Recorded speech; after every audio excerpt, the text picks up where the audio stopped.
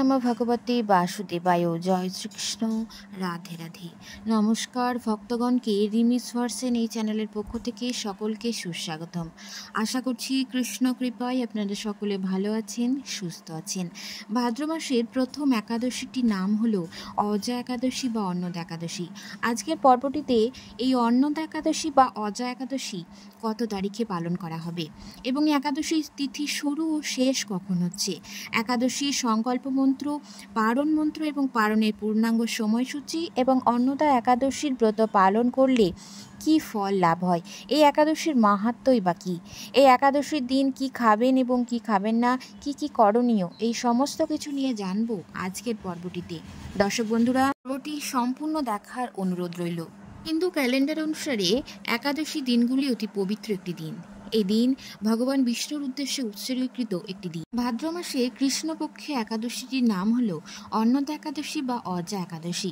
অন্নদা শব্দের অর্থ হলো প্রচুর খাদ্য এবং সমৃদ্ধি। বিশ্বাস করা হয় যে এই একাদশী পালন করলে প্রচুর সুখ, শান্তি এবং জন্ম মৃত্যু চক্র থেকে মুক্তি পাওয়া যায়।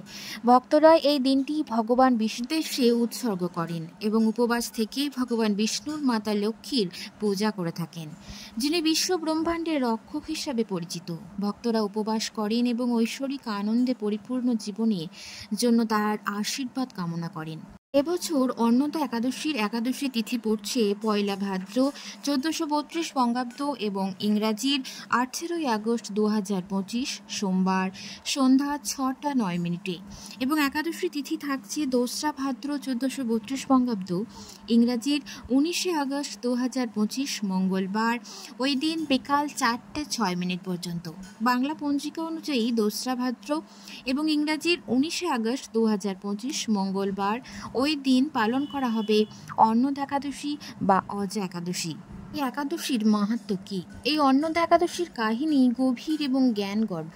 প্রাচীন কিংবদন্তি অনুসারে একসময় রাজা হরিশ্চন্দ্র নামে একজন ধার্মিক রাজা বাস করতেন, যিনি অনেক কষ্ট এবং কষ্টের মুখোমুখি হয়েছিলেন। তিনি তার রাজ্য, সম্পদ, এমনকি তার স্ত্রী সন্তানকেও হারিয়েছিলেন, কিন্তু তিনি সত্য উপাসনায় অবিচল ছিলেন। একবার একজন ঋষি তার সকল সমস্যা সমাধানের জন্য এই অন্নদা একাদশীতে উপবাস করার পরামর্শ দিয়েছিলেন। রাজা হরিশ্চন্দ্র পরম নিষ্ঠার সাথে ঋষির উপদেশ মেনে এই একাদশী পালনও করেন। উপবাসের পর ভগবান বিষ্ণু তার সামনে আবির্ভূত হয়ে তাকে প্রচুর সুখ সমৃদ্ধি দান করেছিলেন। তার জীবন বদলে যায় এবং তিনি যা হারিয়েছিলেন তা পুনরায় ফিরে পান। এইভাবেই এই একাদশীর ব্রতকথা প্রচলন হয়। একাদশী কিভাবে পালন করবেন? একাদশীর দিন ব্রহ্মমুহূর্তে ঘুম থেকে উঠে সকালে পবিত্র জলে স্নান সেরে শুদ্ধ বস্ত্র পরিধান করে নিজ গৃহের মন্দিরটি সুন্দরভাবে পরিষ্কার পরিচ্ছন্ন রেখে ভগবান বিষ্ণুর একটি ছবি বা মূর্তি স্থাপন করে এবং তার সামনে প্রদীপ এবং ধূপ প্রজ্বলন করে তার মাধ্যমে পূজা শুরু করেন এবং ভক্তরা শ্রীকৃষ্ণকে মিষ্টি, ফুল, ফল অর্পণ করেন। এই দিন ভগবান বিষ্ণুর পাশাপাশি মাতা লক্ষ্মীরও পূজা করে থাকেন। এই দিন হরে কৃষ্ণ মন্ত্র নাম জপ, বিষ্ণু সহস্র নাম পাঠ, ভাগবত গীতা পাঠ এবং এই একাদশীর ব্রতকথা পাঠ করেন। পুজো সুসম্পন্ন করার পর ভগবান বিষ্ণুর সামনে উৎসর্গীকৃত একটি প্রদীপ প্রজ্বলন করে একাদশীর ব্রতকথা পাঠ করতে হবে।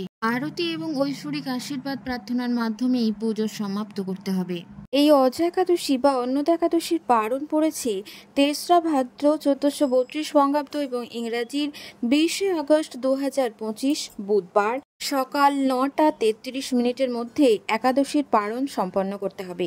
তবে অবশ্যই পারণ মন্ত্রটি উচ্চারণ করে ঠিক সময়ের মধ্যে পারণ সম্পন্ন করবে, নচেত একাদশীর যে উপবাস পালন করেছেন তা অসম্পূর্ণ থেকে যাবে। এই একাদশীতে নিষিদ্ধ খাবার কোনগুলি? এই দিন ভুল করেও আমিষ জাতীয় খাবার, পেঁয়াজ, রসুন, মাছ, মাংস, ডিম এই সমস্ত খাবার বর্জন করবেন।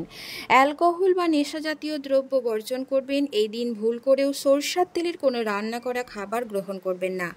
এই দিন সাধারণ নুন ব্যবহার করবেন না। এই দিন পটল, মূলো, বেল এই সমস্ত সবজি খাওয়া থেকে বিরত থাকবেন।